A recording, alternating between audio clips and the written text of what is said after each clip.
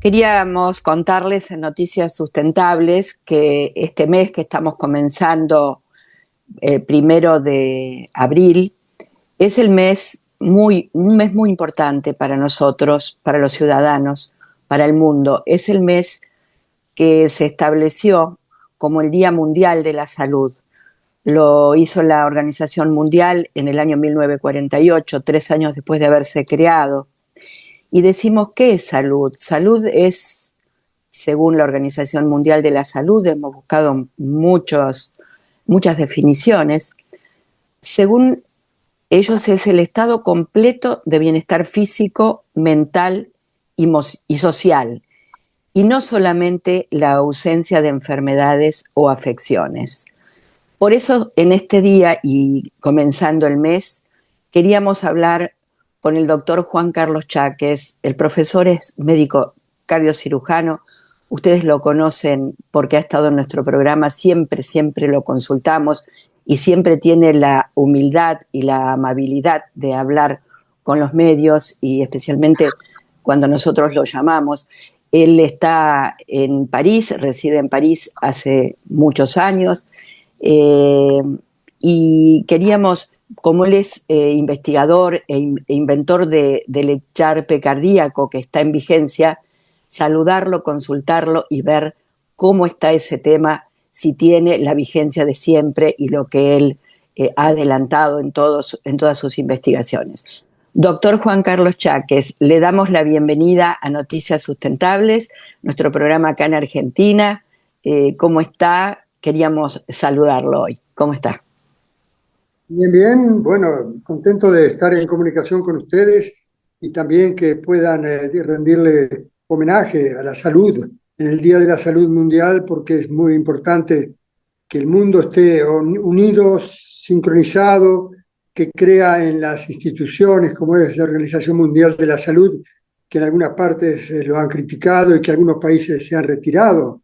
Yo creo que el caso de Argentina, de toda esa cooperación internacional que es tan importante de salud, porque no hay que olvidarse que las epidemias no tienen fronteras y que pueden viajar y cada vez viajan más rápidas. Así que cuando uno piensa que se puede arreglar solo, como está ocurriendo en este momento en Birmania o en Tailandia con terremotos, y se dan cuenta que no, que si no hay solidaridad mundial, los muertos son más importantes. Ha habido terremotos enormes esta semana en Birmania y en Tailandia. Es una zona donde ya ha habido antes y están más o menos preparados, pero realmente tenían una guerra civil en Birmania, así que imagínese usted cómo toda esa pérdida de tiempo de tener armas y pelear entre ellos, tendrían que haberse ocupado tal vez mucho más en asegurar las viviendas y hacerlas antisísmicas, como en este momento se usa mucho el hormigón armado como antisísmico mundial. Por eso, justamente sabiendo su opinión, hemos consultado a otros médicos, pero queríamos empezar el mes consultándolo a usted. Lo molestamos, perdón, porque siempre lo estamos llamando, porque es una opinión muy autorizada para decirle a la población justamente cómo tiene que organizarse un Estado para acudir. En el caso nuestro, hace muy poco, y se había repetido por segunda vez, pero esta vez fue más grave, lo tuvimos como ejemplo en lo que pasó en Bahía Blanca, cómo se necesitaba de la participación de la organización, ¿no? De que el Estado esté presente. Y usted está siempre escuchando y se está informando sobre lo que pasa en nuestro país. Sí, yo también seguí los cambios climáticos son muy importantes en este momento, así que realmente hay inundaciones, hay tormentas, es incontrolable porque uno no puede predecir el futuro a nivel climático. Hay que tener reservas y hay que tener formación y sobre todo solidaridad y estar todos realmente preparados para lo que realmente puede llegar a aparecer en cualquier momento. Hablando de solidaridad, ¿puede contarle a la audiencia todas las misiones que usted tuvo en el caso de África? ¿Sí? Hablando del tema de terremotos, mi primera realmente participación más importante fue en el año 2010 en Haití. En Haití rápidamente con el financiamiento de la Unión Europea y también de Emiratos, que estaban en ese momento trabajando con nosotros, una misión muy importante, así que vinimos y pudimos cooperar a partir de la primera semana ya, y sobre todo lo más grave que se veía en Haití, fue en la capital, alrededor de Puerto Príncipe, era que ese terremoto en un país con alta, digamos, cantidad de nacimientos, los niños, gran cantidad, caminando por la calle, dónde estaban, quiénes eran, cómo se llamaban, quién les iba a dar de comer, así que lo inmediatamente fue un asesinato. Dijimos, alguien se va a ocupar de remover para sacar los cadáveres o la gente herida. Nosotros dimos prioridad entonces a un orfelinato, a los huérfanos. En ese momento nos dedicamos durante un mes con participación de gente también de Argentina que había venido, la doctora Kruger y otra gente también de Argentina, vinieron invitados por nosotros. Así que fue importante ocuparse de esos niños que ni siquiera sabían cuál era el apellido, se llamaban, completamente perdidos. Los niños perdidos en esos lugares pueden terminar mal porque hay tráficos de órganos, tráficos de seres humanos, así que hay infancia, eso cuando hay prioridad a la niñez, prioridad a los vulnerables, y la infancia es una etapa muy vulnerable de la vida, así que hay que protegerla. Claro, eso fue en el año 2010 cuando usted estuvo en Haití, ¿no? Pero después hizo misiones anteriormente al continente africano. Y fui director de un hospital, por ejemplo, en la zona de Libia. Hay regiones muy importantes que están muy marginalizadas. Yo estuve en Sudán en el momento en que Sudán tenía una guerra civil. Sudán del Norte era islámica, era ortodoxa, que es vecina de Etiopía. Y en ese momento entonces pudimos ayudar, digamos, a la zona sur que estaban completamente nada, pero sobre todo la enfermedad más importante en Sudán en ese momento, en el 2007, 2008, era el hambre. Era el hambre, gente que no comía hacía 4 o 5 días. Lo primero que preguntaba cuando tenía el dolor de vientre y dolor de cabeza, ¿hacía cuánto hace que no comes? Y ahí entonces la primera terapia fue la nutrición, y el agua potable, porque ahí tenían el río Nilo, con el agua que pasaba y ellos tomaban directamente el Nilo que venía del Alto Nilo, trayendo, digamos, poblaciones que lo utilizaban también, así que era contaminado. Así que el agua potable y la nutrición a veces son cosas sencillas, pero hay que darse cuenta en dónde hay que empezar a tocar para que la gente sobreviva. Así que eso fue la nutrición, la hidratación, y a partir de ahí las ansiosas, porque lo primero que sigue existiendo como causa de muerte en esas zonas vulnerables del mundo es entonces la alimentación y el agua potable y sobre todo la higiene corporal también. Doctor, ¿y cómo ve la situación actual con referencia a todo lo que es pandemias, globalización de enfermedades? Porque se está hablando, bueno, usted está en París en este momento, hay bastante frío. ¿Cómo está la situación en Europa? Y también, ¿qué podemos esperar en la Argentina, ¿no? Con todo esto que... Lo que está sucediendo en el último año, sobre todo, son grandes inundaciones en lugares donde antes no se inundaba. Así que eso no fueron calculadas, no se sabía cómo, digamos, cuando hay mucho tiempo de sequía, las tierras se endurecen y luego cuando empieza a llover no hay permeabilidad del suelo y entonces rebalsa. Así que hay que preparar muy bien. Yo creo que el problema del agua es lograr hacer depósitos para agua cuando hay agua, así grandes piscinas para agua potable y también para agua, digamos, para todo uso que se necesite, pero hay que preparar reservas de agua muy importantes y luego la cadena de distribución, porque el agua realmente puede faltar o si no, contaminarse por esas grandes cantidades que llegan. Así que la reserva del agua y la manipulación del agua es muy importante. Así que eso es lo que hay que hacer. Y luego es tratar de tener el reflejo de subir a las zonas altas cuando empieza a llover, o cuando no, si hay colinas y uno ve, sobre todo si está cerca, puede venir un tsunami al mismo tiempo, es rápidamente montar, salir de la llanura, salir del valle y empezar a hacer los animales. Cuando uno ve que los animales de tormenta empiezan a correr y se van para arriba, hay que seguirlos.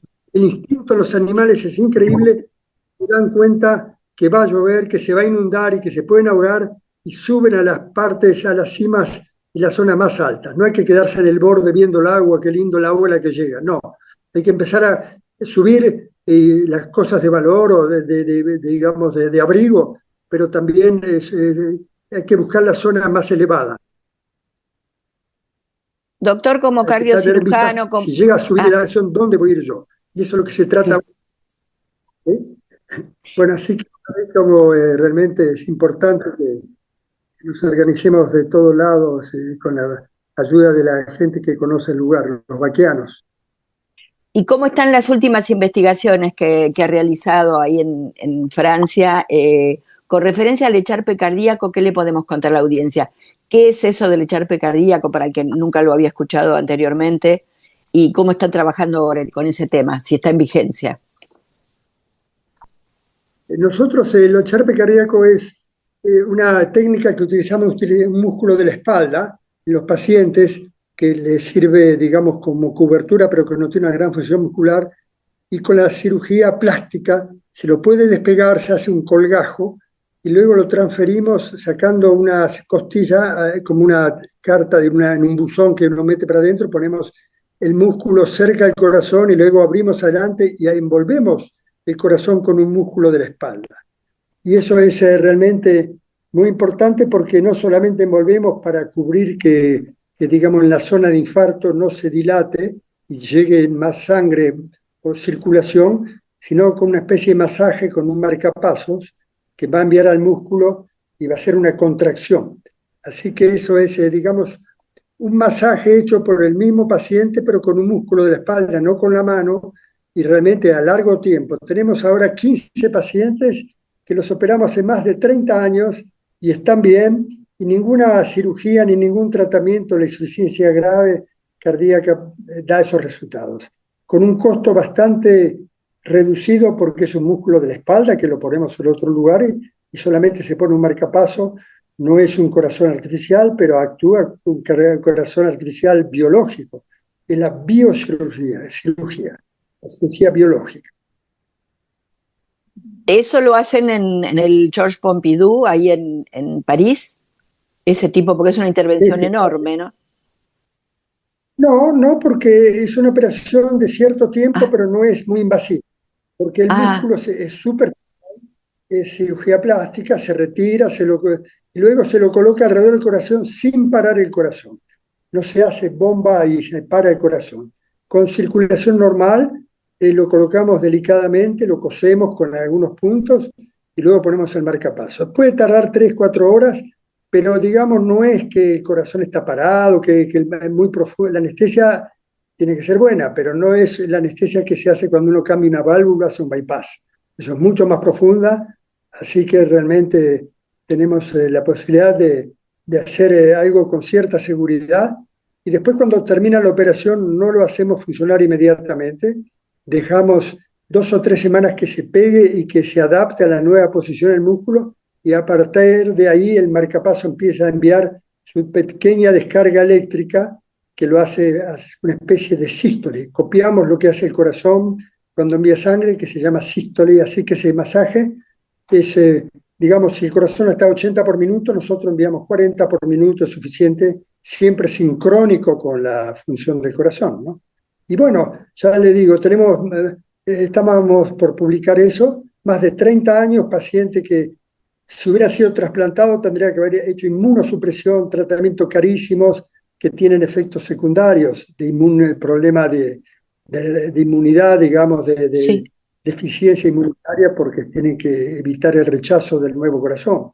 Eso no pasa porque el músculo nuestro es del mismo paciente, es de la espalda que uno lo pone alrededor del corazón. Y el trabajo en otra oportunidad nos habló sobre órganos mini. ¿Cómo está ese trabajo? ¿En qué estadio en este momento? Bueno, eso es muy interesante para la investigación, sobre todo se llama organoides. Son Organoides.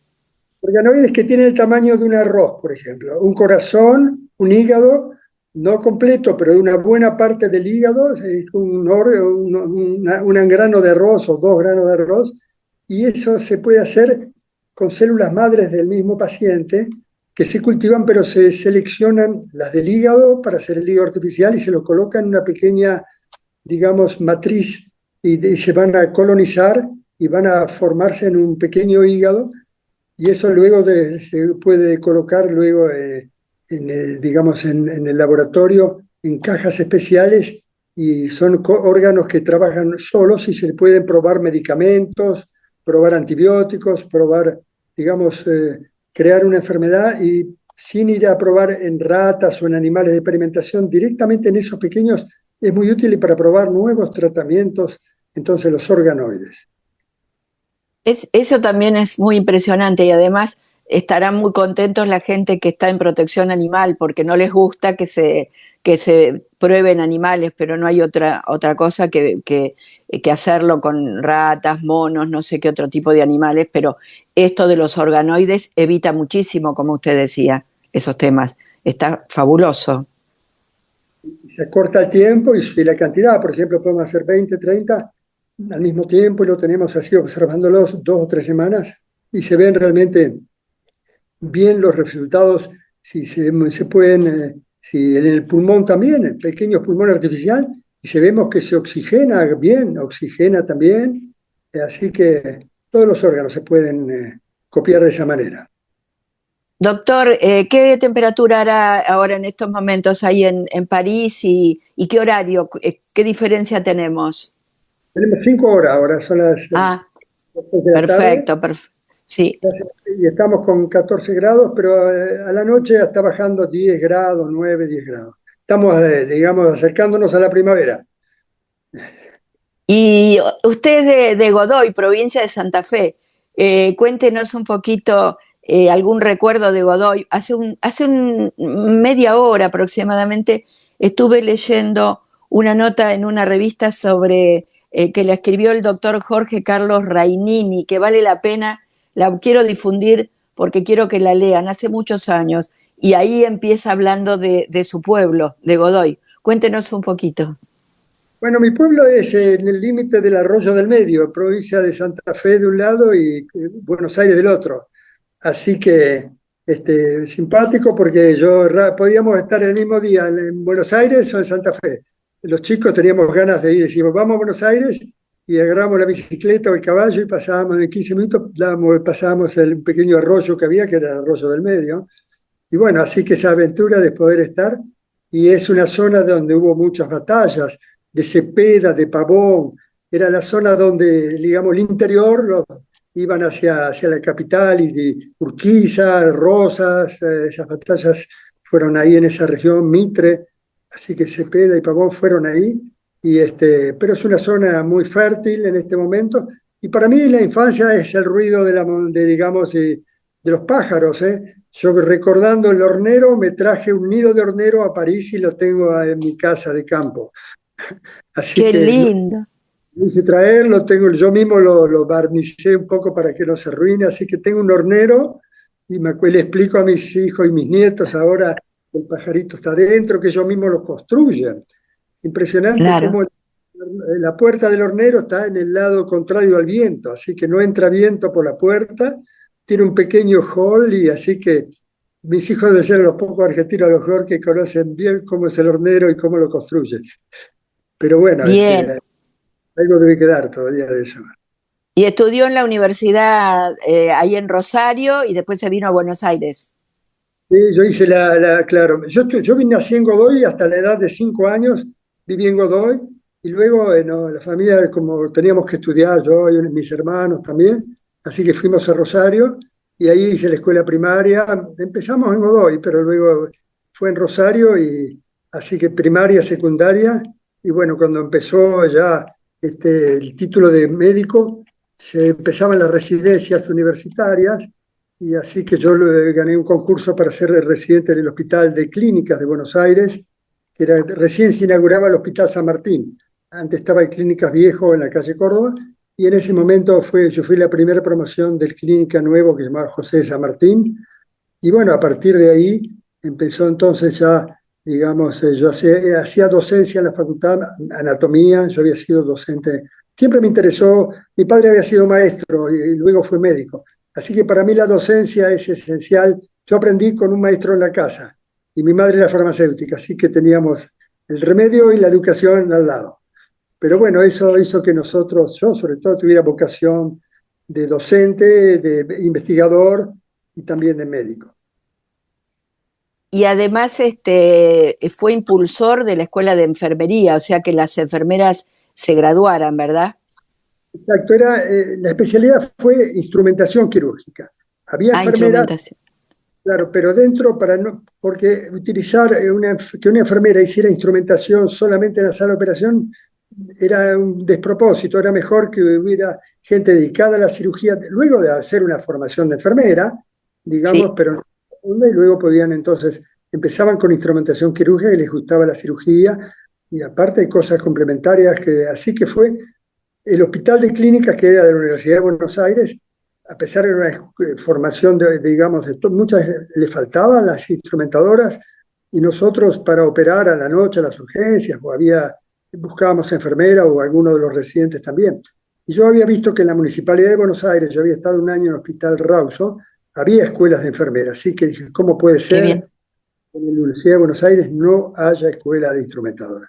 Y así empezó, sigue existiendo. Fueron 50 años. Este año yo tuve, digamos, invitado para dar una conferencia en la Facultad de Medicina de Buenos Aires sobre el 50 aniversario, cuál fue toda la evolución. Apareció luego la microcirugía, las asistencias circulatorias, la terapia celular. Así que hoy en día la cirugía no se lo puede comparar, como decíamos nosotros antes, una carnicería que uno corta y Claro, cose, ¿no? Un sí. sastre. No, no, es mucho más científica, gracias a todo ese interés también de los jóvenes que quieren ver realmente y tratar de que se utilicen esa cooperación multidisciplinaria.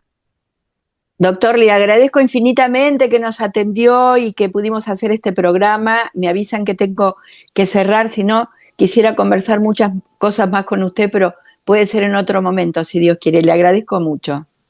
Muchas gracias a ustedes, y para mí es un placer tener una tarde en Argentina. Un abrazo grande, muchas gracias.